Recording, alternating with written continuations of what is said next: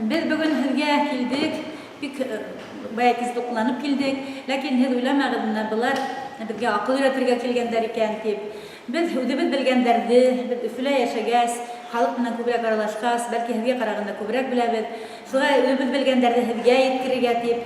Hem şuluk vakitta sizin fikirleri girdiler tınlarga deyip, fikir alışırga deyip geldik. Şuğa biz hilegenlerin bu sıkı şahagandan hiddet ikkine unutmazsınız deyip uylayayım indi.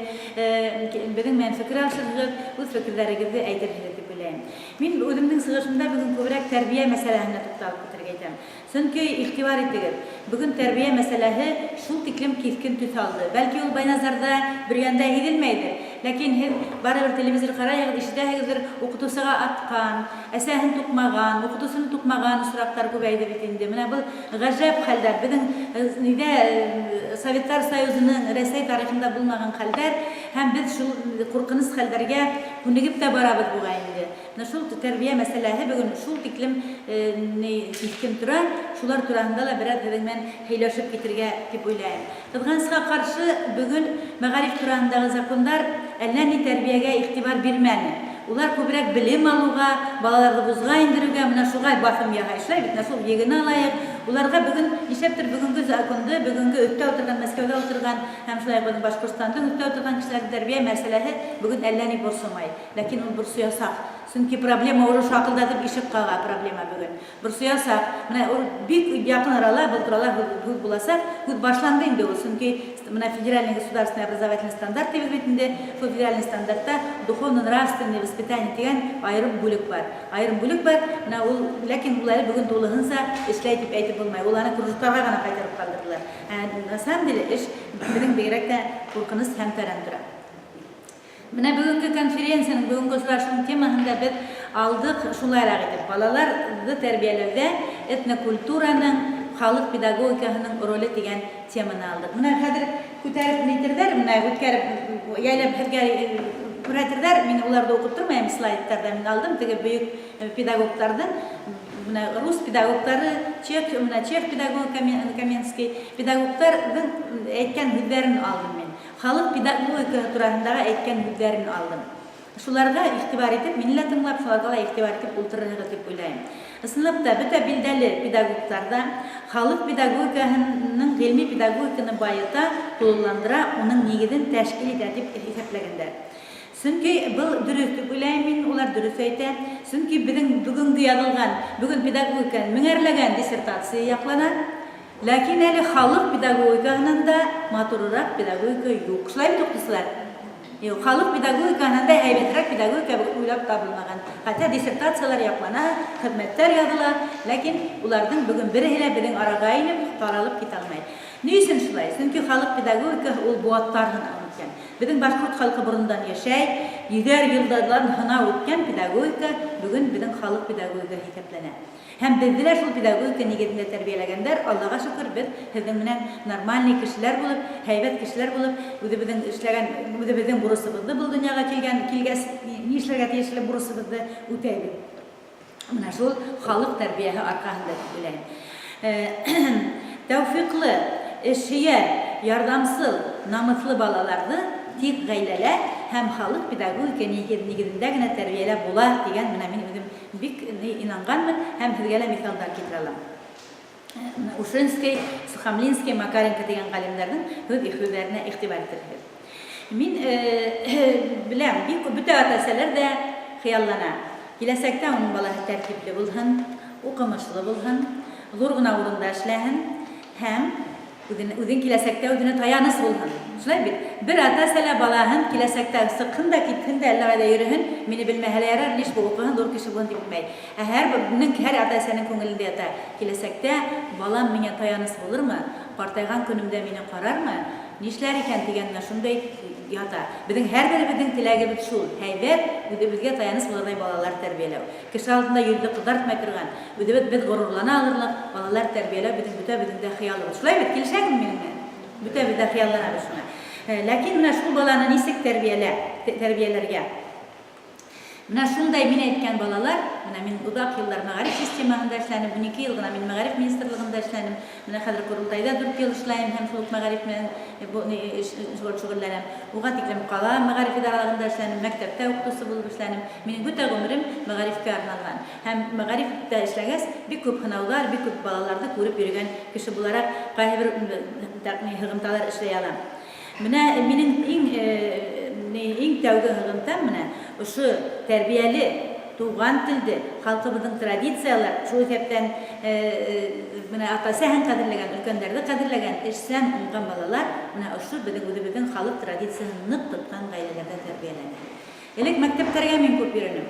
Мәсәлән, төрле мәктәпләргә, урыс мәктәпләренә лә кирдем. Мин аларны яманлана теләмәйм. Анда 40 атабала укый, урыс телендә укытып алып барыла.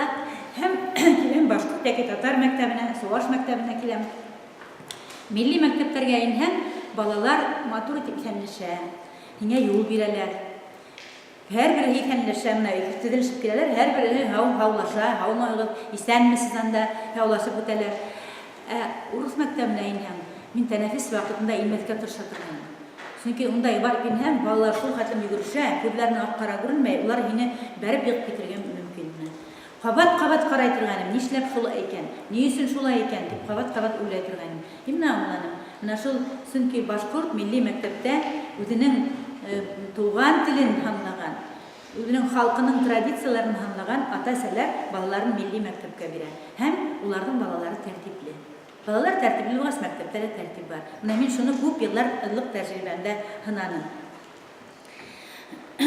Шуннан тагыла ошоларны карап йөренем дә статистикага игътибар итә башладым. Менә безнең бит балалар арасында тәртип бутулар бар һәм балаларның җинаять кылган балаларны учетка алалар, әйбәт. Шул статистиканы карай башладым. Һәм игътибар иттем. Җинаять эшләгән, тәртип булган балалар күбрәк рус мәктәбеннән. Башкорт мәктәбеннән, татар мәктәбеннән яки суаш мәктәбеннән ундай балалар 200 тапкырга кәмрәк. 200 тапкырга кәмрәк. Игътибар итегез менә. Шуннан инде менә аялыгы баягы шул халык педагогикаһы нигезендә тәрбияләнгән балалар менә шулай була дигән хыгымтаны ныклап яһаным инде. Шуңа буларга карап, үзем дә балаларымды Өфөләге 20-нче мәктәптә укыттым. Минем балаларым укыган вакытта 20-нче мәктәптә бөтә предметларда, 9-нчы класска тиклем бөтә предметларда башкортча укытылды, рус теленнән башка, рус теленнән башка. Русча укып сыкты, башкортча укып сыктылар, Аллага шөкер. Кызым нейрохирург бүген Санкт-Петербург каласында яшәй. Бер улым юрист.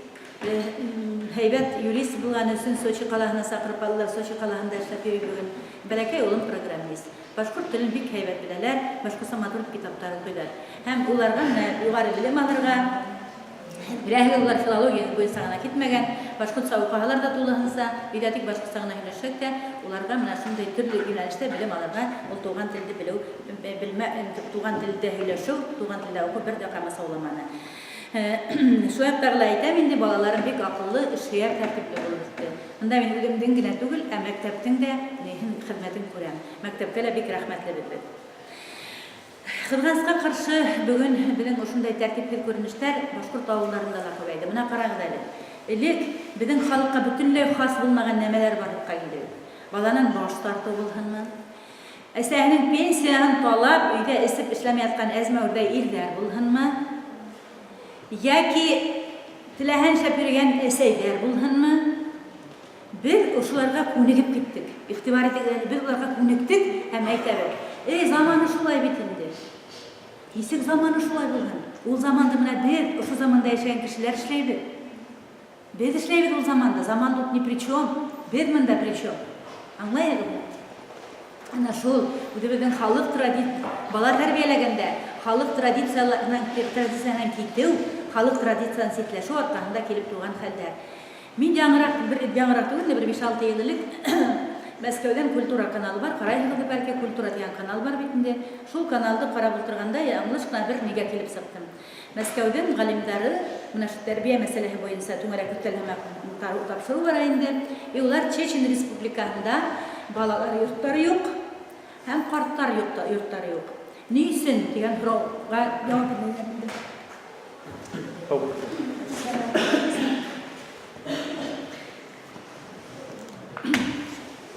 Улар шул сорауга җавап бирде. Ни өчен Чечен Республикасында менә шулай юк диде.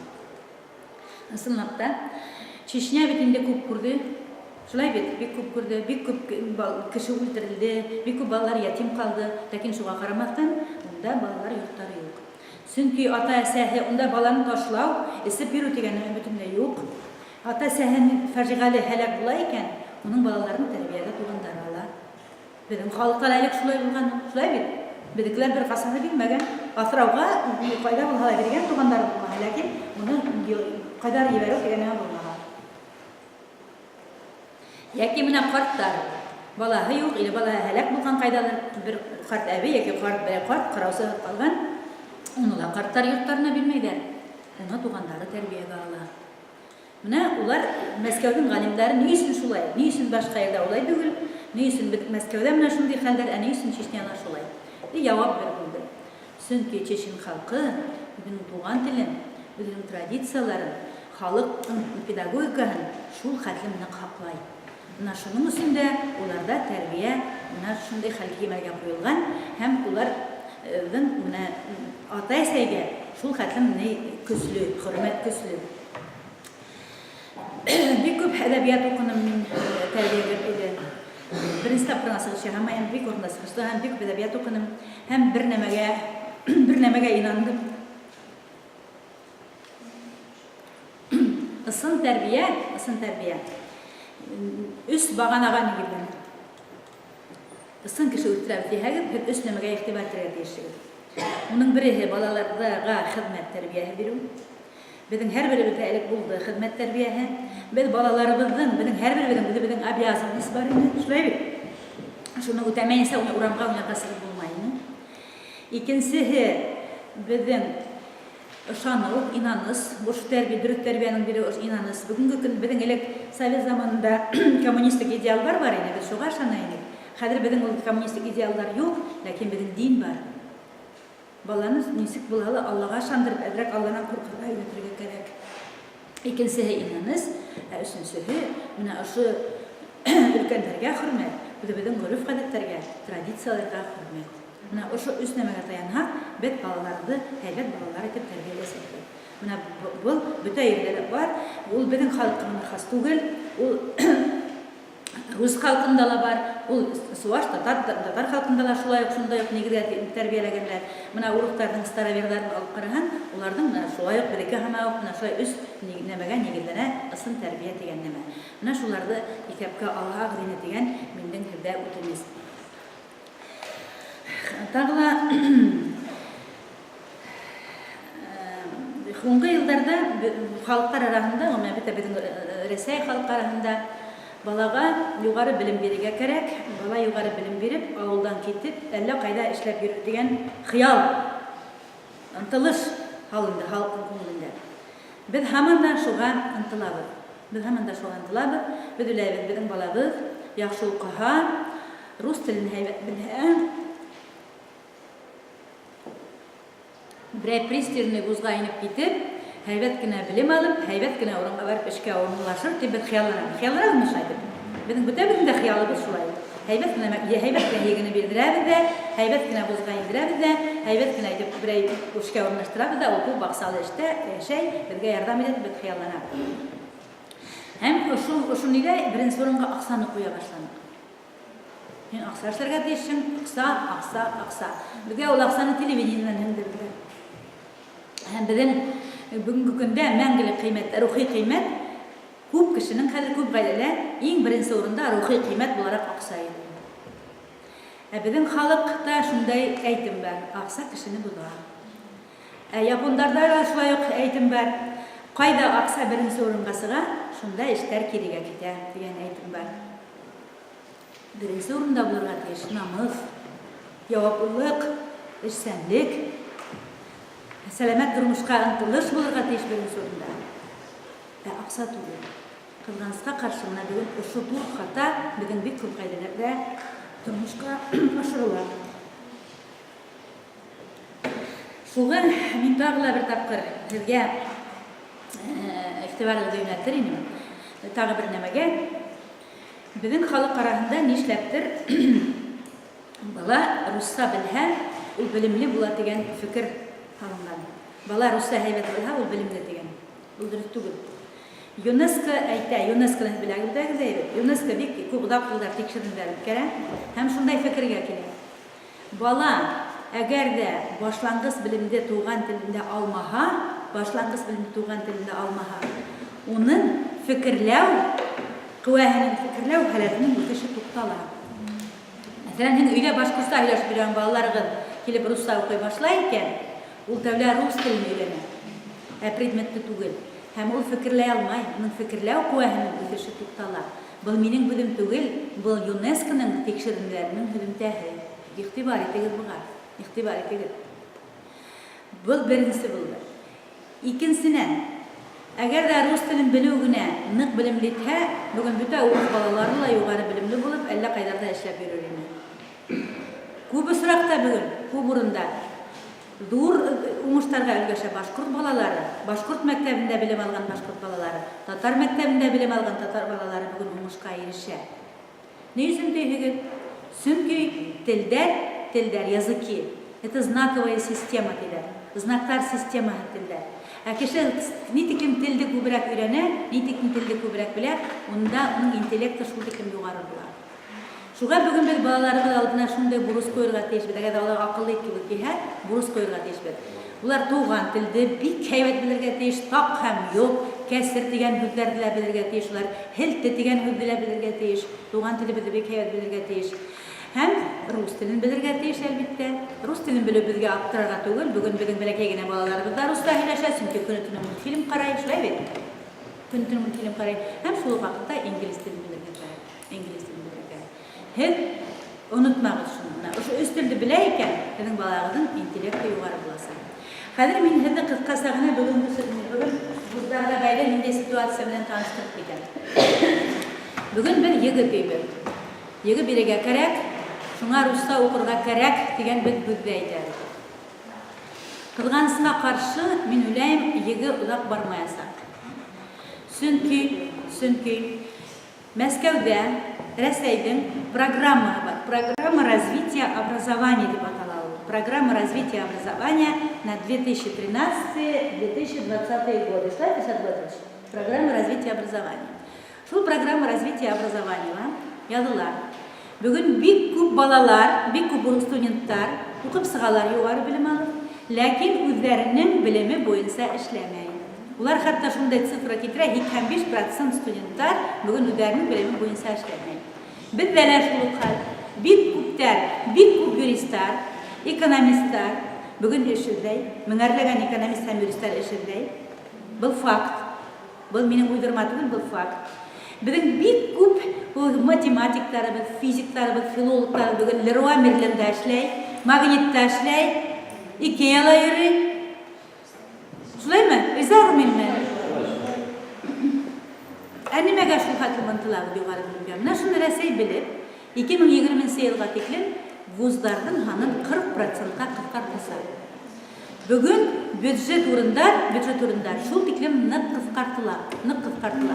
Менә мин бүген кисә карап утырдым монда федералдан шул программаны. Унда язылган 2020 елга тиклем субъектларның вузларына бөтәһе 300 генә бюджет урын бирергә дигән.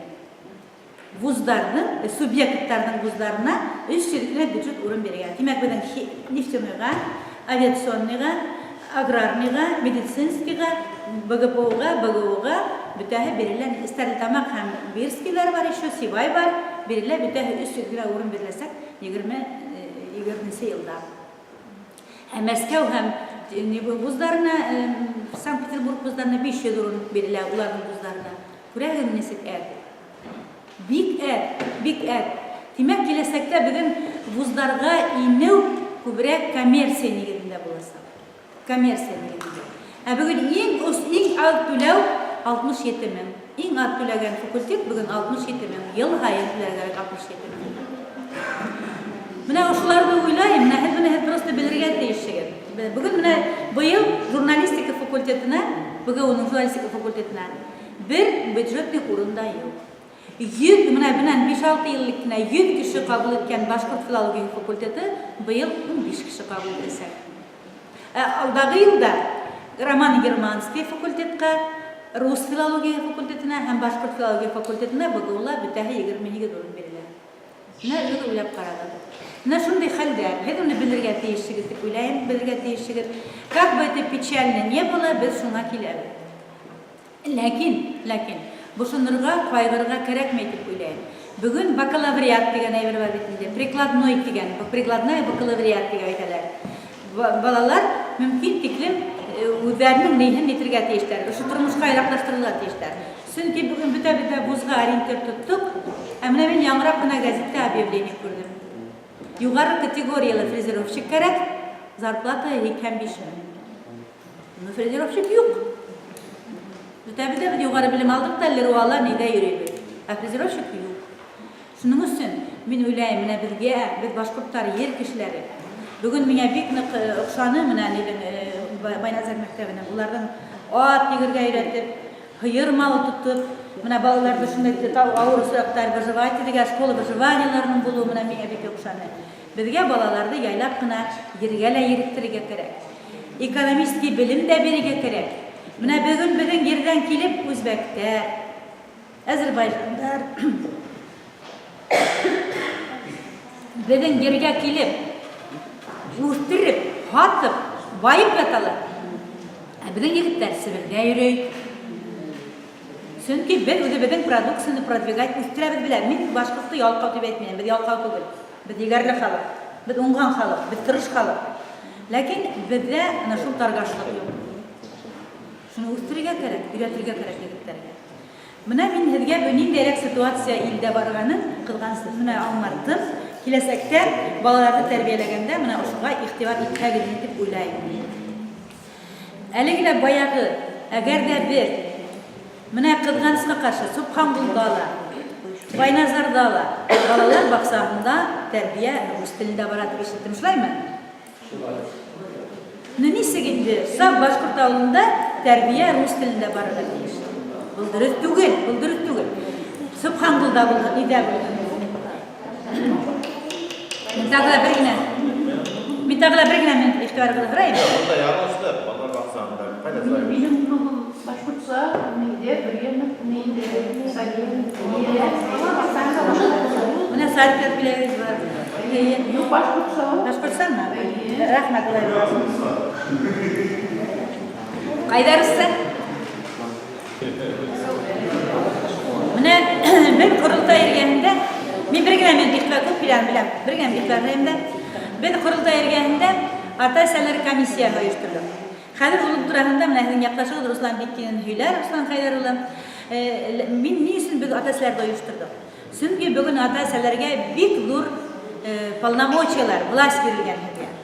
Һеҙ балаларығыҙың ниндәй телдә уҡыясағын, ҡайһы мәктәптә уҡыясағын, ниндәй телдә балалар баҡсаһында тәрбиәне һеҙ хәл итәһеҙ. Һеҙ хәл итәһеҙ. Тагыла бер факт китерергә уйлайым. Бүген төрки телдәрендә 200 миллион кеше һөйләшә. Рус телендә 100 миллион кеше һөйләшә. Башҡорт теле төрки телдәренә юласа. Башҡорт теле инглиз телен һәйбәт үҙләштерергә ярҙам итә. Сөнки ҙ өндәре инглиз телендә лә һәм безнең телдә башҡа телдә юҡ. Һәм шулай уҡ башҡорт теле Ҡөрьәнде дөрөҫ уҡырға. Әңғәмтә ләҙинә тип уҡырға кәрәк. Ләзинә тип түгел, әйбет. Шулаймы? Әңғәмтә ләҙинә тип уҡырға кәрәк. Менә безнең телебеҙҙең бүген шул тиклем мөмкинлектәре бай, шул тиклем ни? Минең үтенесем һеҙгә шул. Балаларығыҙҙы туған телдән айырмағыҙ. Тағы ла бер момент һорауығыҙ булыуы мөмкин, сразу әйтәм. Өйҙә башҡортса һөйләшәбеҙ, русса уҡыһа ни, нимә була тип әйтерһегеҙ. Мин һеҙгә бер генә нәмә әйтәм. Фәндәрҙе русса уҡыған балалар, рус телендә уҡыған балалар, рус телендә фекерләргә күнегә, ә бала ниндәй телдә фекерләй, шул телдә һөйләшә. Һеҙҙең менә әле мин әйтә директор, әле бөгөн проблема юҡ, беҙҙең Бөрйәндә башҡортса һөйләшәләр дип. Ләкин әгәр дә һеҙ бөгөн башланғыс класста балаларығыҙ русса уҡытағыҙ икән, тағы ла бер 5-6 йылдан беҙҙең Байназар урамында башҡортса һөйләшкән балалар ҡалмаясаҡ. Улар русса менән һөйләшәсәк. Аңлашылдымы? Рәхмәт.